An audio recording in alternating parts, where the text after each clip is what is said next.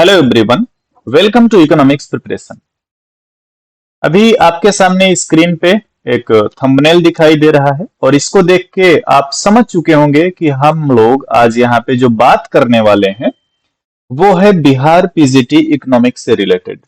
आप सभी को पता है कि बीपीएससी के द्वारा कुल पदों की संख्या जारी कर दी गई है। परीक्षा कब होगी ये भी आप सभी को पहले से पता है, मार्च में होनी है ना। 15 मार्च के आसपास उम्मीद है कि 11th-12th का एग्जाम यानी कि आपका जो पीजीटी का एग्जाम है वो 15 मार्च के आसपास होगा। पोस्ट की बात करें, टोटल पोस्ट अब तक आपको पता चल ही चुका होगा कि टोटल 300 पोस्ट आई हुई है ना। 300 पोस्ट आई हुई है और इन्हीं 300 पोस्ट में आपको अपनी लड़ाई करनी। एग्जाम का भी मैंने आपको बता दिया कि 15 मार्च के आसपास आपका क्या एग्जाम होना है, ठीक है ना। 15 मार्च के आसपास आपका क्या एग्जाम होना है। चलिए आगे बढ़ते हैं। एक बात तो क्लियर आपको अब पता चल चुकी होगी कि इस एग्जाम में कठिन प्रतिस्पर्धा देखने को मिलेगी। रीजन क्या है? आज के 1 महीने 1.5 महीने पहले जब टीआरई 2 का रिजल्ट आया उसमें बहुत सारे कैंडिडेट जो है कुछ प्रश्नों से रह गए, 1 क्वेश्चन 2 क्वेश्चन। तो वो अच्छे से पढ़ रहे हैं, इसलिए पढ़ रहे हैं क्योंकि उनको पता है ना कि इतना बेहतरीन अवसर कहीं और मिलने वाला नहीं है। अच्छा, एस्टेट की बात करें, थोड़ा सा जो आप लोगों के मन में एक डर है ना कि बहुत ज्यादा कंपटीशन है, तो थोड़ा सा उसकी भी हम लोग चर्चा यहाँ पे कर सकते हैं। जैसे एस्टेट की बात करें तो एस्टेट आप सभी को पता है पीजीटी के लिए एलिजिबिलिटी थी, और जो टीआरई 2 हुआ, टीआरई 2 तक जो एक आंकड़ा था उसमें अबाउट 5500 लोग क्या एस्टेट पास थे, है ना। 5500 लोग के आसपास एस्टेट पास थे।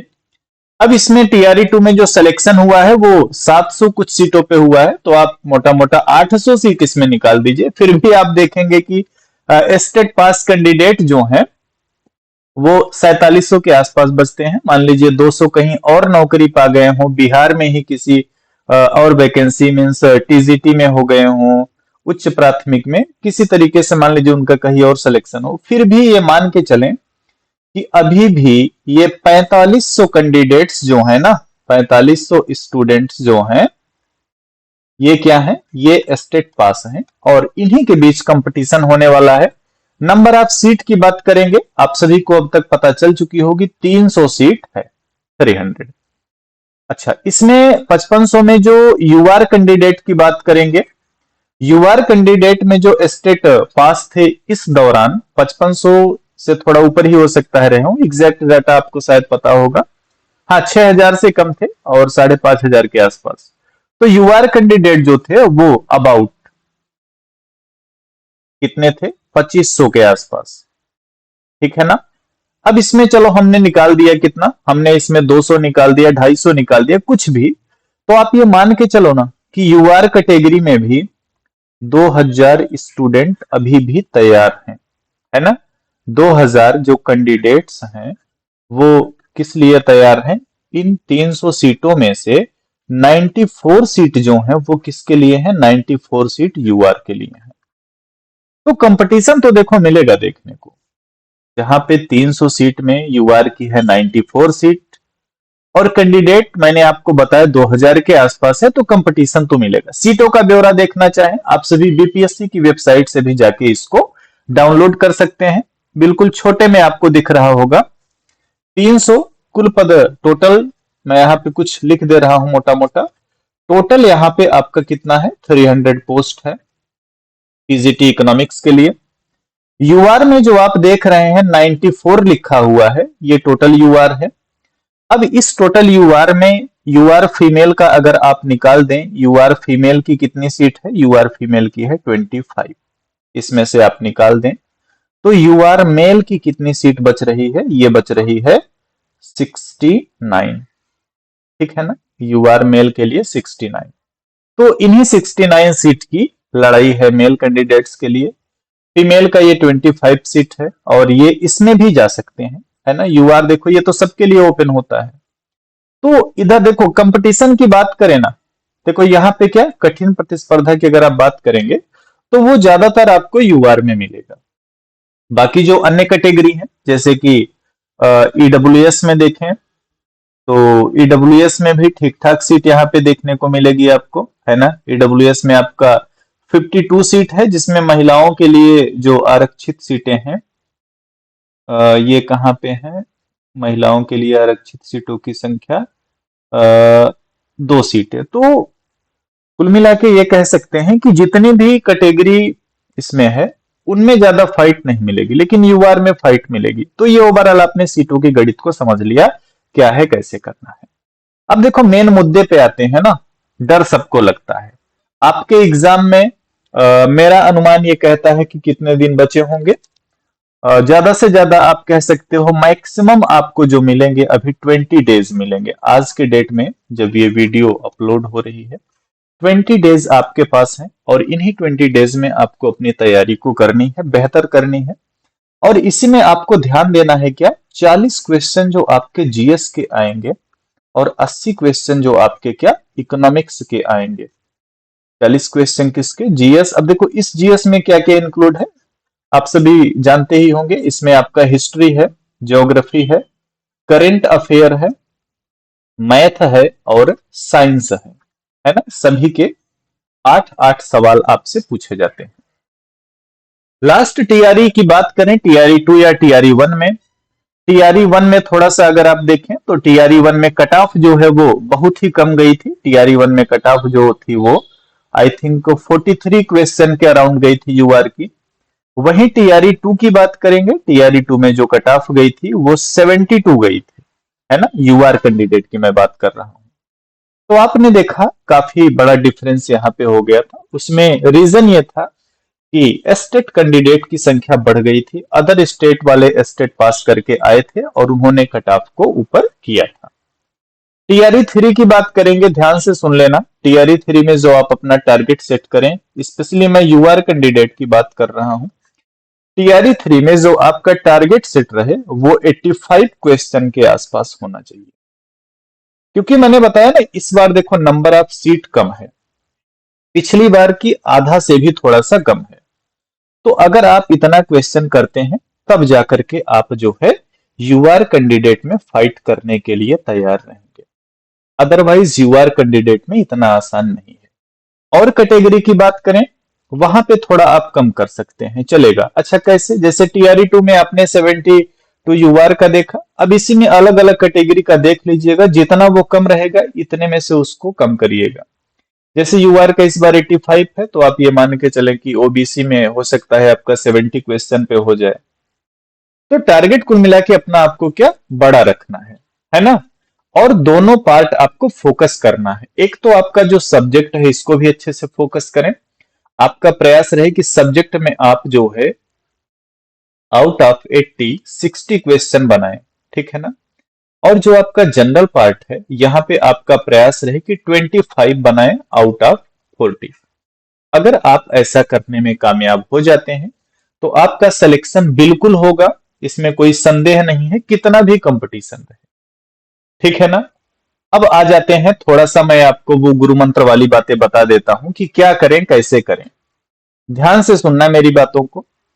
टीआरई 1 और टीआरई 2 में जो मैंने पूरा कंपेरिजन किया तो सबसे ज्यादा जो सवाल पूछे गए वो पूछे गए माइक्रो इकोनॉमिक्स से, माइक्रो इकोनॉमिक्स।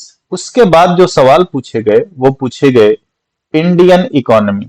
अब इंडियन इकोनॉमी की बात करें अगर ना, तो टीआरई 1 में इंडियन इकोनॉमी में बिहार से भी इंडियन इकोनॉमी में करंट डाटा भी पूछा था। और टीआरई 1 में एक बात और देखने को मिली कि बिहार इकोनॉमी से भी सवाल पूछे गए थे, लेकिन टीआरई 2 में बिहार इकोनॉमी से एक भी सवाल नहीं पूछा गया। तो आप थोड़ा सा देख लीजिएगा बिहार इकोनॉमी के बारे में भी कि हो सकता है अगर कोई सवाल पूछे तो आप सही करें, ठीक है। उसके बाद आपको जो ध्यान देना है वो ध्यान देना है स्टैटिक्स पे, ठीक है ना। स्टैटिक्स पे ध्यान देना। टीआरई 1 में स्टैटिक्स से कितने सवाल पूछे गए थे, लगभग 17 सवाल पूछे गए थे, लेकिन टीआरई 2 में ये संख्या कम हो गई थी। उसके बाद देखो मैक्रो इकोनॉमिक्स भी आपको देखना है, पढ़ना है, समझना है। पब्लिक फाइनेंस से सवाल टीआरई 1 में कोई खास नहीं पूछा गया, लेकिन टीआरई 2 में यहां से सवाल पूछा गया, यानी जो सेकंड वैकेंसी थी।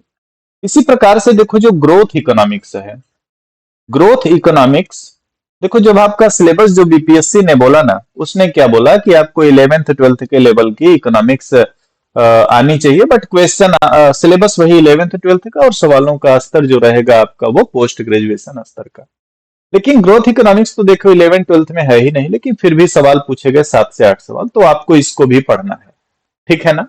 मॉनेटरी इकोनॉमिक्स, मॉनेटरी इकोनॉमिक्स यानी कि मौद्रिक अर्थशास्त्र हो गया और इंटरनेशनल ट्रेड हो गया, इनको भी आपको बेसिक बेसिक पढ़ना है। तो आप देखें कितनी यूनिट हो गई।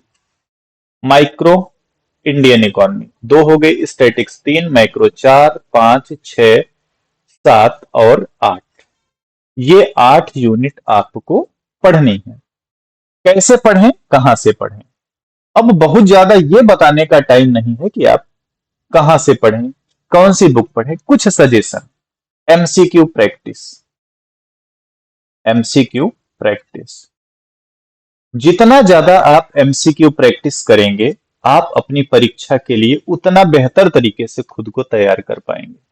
आपका ये प्रयास रहे कि अगर आपके पास अभी 20 डेज रिमेनिंग है, अगर आपके पास अभी 20 दिन बाकी हैं, तो आपका ये प्रयास रहे कि इन 20 दिन में आप लगभग, ध्यान से सुनना मेरी बात को, लगभग 5000 अबाउट 5000 एमसीक्यू, ठीक है ना, या 5000 क्वेश्चंस आपको क्या करने हैं, सॉल्व करने हैं। किसकी बात कर रहा हूं, इकोनॉमिक्स की बात कर रहा हूं। अगर आप ये काम कर लेते हैं तो एग्जाम में आप अच्छा करेंगे। कहां से सॉल्व करेंगे? आपके पास उम्मीद है कि पहले से बुक होंगी। एक यूथ पब्लिकेशन की बुक आती है, यूथ पब्लिकेशन की जो बुक आती है वो आती है किसके लिए? यूपी पीजीटी इकोनॉमिक्स के लिए, यूपी पीजीटी इकोनॉमिक्स के लिए। सब टीचर आपको यही बताएंगे और सच भी यही है। मैंने पहले भी वीडियो जो बिहार को लेके बनाई है वहां पे भी ये बातें बताई थी। ये बुक आपको इसलिए बताई जाती है क्योंकि इस एक बुक में ही लगभग 9000 एमसीक्यू आपको मिल जाते हैं। ये प्रैक्टिस के लिए आपके लिए बढ़िया है। जितनी यूनिट मैंने आपको बताई ना, सभी के सभी यूनिट से टॉपिक वाइज एमसीक्यू इस यूथ वाली बुक में दिए होते हैं। तो आपका काम यही है, प्रैक्टिस, मोर प्रैक्टिस, जितना आप प्रैक्टिस कर पाए। ये इकोनॉमिक्स के लिए हो गए, ठीक है ना। उसके बाद बात करते हैं जो आपका जनरल पेपर है। General paper, general paper, general paper भी काफी महत्वपूर्ण है। जैसा कि मैंने बताया कि इसमें 40 क्वेश्चंस आते हैं और इन 40 क्वेश्चन में आप अपना टारगेट सेट करें कि इस बार आपको 25 क्वेश्चन सही करने हैं। टारगेट कैसे अचीव होगा? जब आप हिस्ट्री पे ध्यान देंगे, जब आप हिस्ट्री पे ध्यान देंगे, जब आप ज्योग्राफी पे ध्यान देंगे, जब आप करंट अफेयर्स पे ध्यान देंगे, जब आप साइंस पे ध्यान देंगे, जब आप मैथ पे ध्यान देंगे। कैसे? इसके लिए आपको क्या करना है, जो टीआरई 1 और टीआरई 2, इन दोनों के क्या देखने हैं, प्रीवियस ईयर क्वेश्चंस। बीपीएससी की वेबसाइट पे आसानी से निःशुल्क आपको उपलब्ध हो जाते हैं। इनसे आप क्वेश्चन देखें, उनको सॉल्व करें और आंसर की भी वहां उपलब्ध है। इतना कठिन काम नहीं करना चाहते हैं, यूट्यूब पे जाएं, यूट्यूब पे बहुत सारे टीचर लोग बहुत अच्छे तरीके से पढ़ा रहे हैं। तो मेरा कहना यह है कि आप देखो ना, इकोनॉमिक्स में 80 में 80 सही नहीं कर सकते हैं, उसकी अपनी एक लिमिट है ना। तो जनरल पेपर में भी आप प्रयास करें कि 40 में 25 के आसपास करें। अगर आप ऐसा करने में कामयाब हो जाते हैं तो आप अपनी सफलता के बिल्कुल करीब रहेंगे, ठीक है ना। अब मुझे नहीं लगता कि इस टाइम में मैं आपको ये बात बताऊं कि आप माइक्रो इकोनॉमिक्स के लिए प्रोफेसर एस एन लाल सर की बुक पढ़ें, या इंडियन इकोनॉमी के लिए प्रोफेसर एस एन लाल सर की बुक पढ़ें, महेश बर्णवाल की बुक पढ़ें। ये बुक वगैरह बताने का टाइम नहीं है। हाँ, कोई भी टॉपिक आप पढ़ रहे हैं, उसमें कंफ्यूजन हो रहा है, तो चाहे आप यूट्यूब से उसकी वीडियोस देख सकते हैं, या इसके अलावा आप जो है, जो भी आपके पास बुक है, उस बुक का उपयोग कर सकते हैं।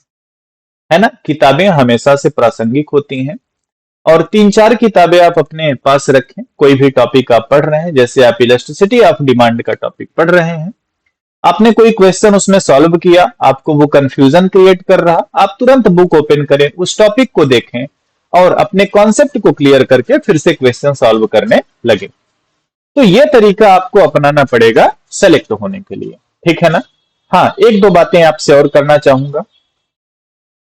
इकोनॉमिक्स प्रिपरेशन का मोबाइल एप्लीकेशन, कुछ टाइम पहले मैंने आप सभी को इन्फॉर्म किया था कि हमारा इकोनॉमिक्स प्रिपरेशन का जो मोबाइल एप्लीकेशन है वो गूगल प्ले स्टोर से हट गया है, ये मैंने पहले बताया था। अब ये गूगल प्ले स्टोर पर अवेलेबल है, ठीक है ना। अब ये गूगल प्ले स्टोर पे अवेलेबल है। तो अगर आपने अभी तक इस मोबाइल एप्लीकेशन को इंस्टॉल नहीं किया है, गूगल प्ले स्टोर पे जाना है, इस एप्लीकेशन को वहां से डाउनलोड करना है और इंस्टॉल करिए और अपने अकाउंट को रजिस्टर करिए। और वहां पे आपको काफी फ्री में लेक्चर मिलेंगे, प्रीवियस पेपर मिलेंगे, काफी चीजें आपको निःशुल्क मिलेंगी जो आपके एग्जाम के लिए यूजफुल रहेंगे।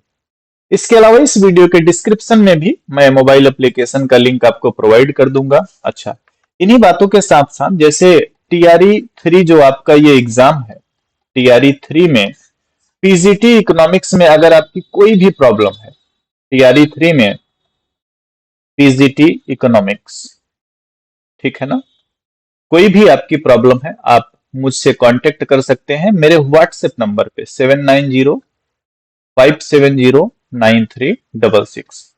इस नंबर पे आप मुझे व्हाट्सएप पे कांटेक्ट कर सकते हैं, ठीक है ना। व्हाट्सएप पे कांटेक्ट कर सकते हैं। कोई भी क्वेरी है आपकी, कोई भी समस्या है, कुछ भी नहीं समझ में आ रहा है, किसी भी प्रकार की समस्या है आपको आपकी तैयारी के दौरान, तो आप मुझसे कांटेक्ट कर सकते हैं इस नंबर पे, इस व्हाट्सएप नंबर पे।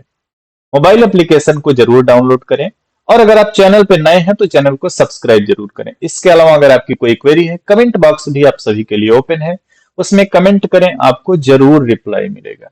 तो इस वीडियो को अपने उन दोस्तों तक जरूर शेयर करें जो कि इकोनॉमिक्स सब्जेक्ट से बीपीएससी पीजीटी की तैयारी कर रहे हैं। थैंक यू एवरीवन, मिलेंगे नेक्स्ट वीडियो में। Take care.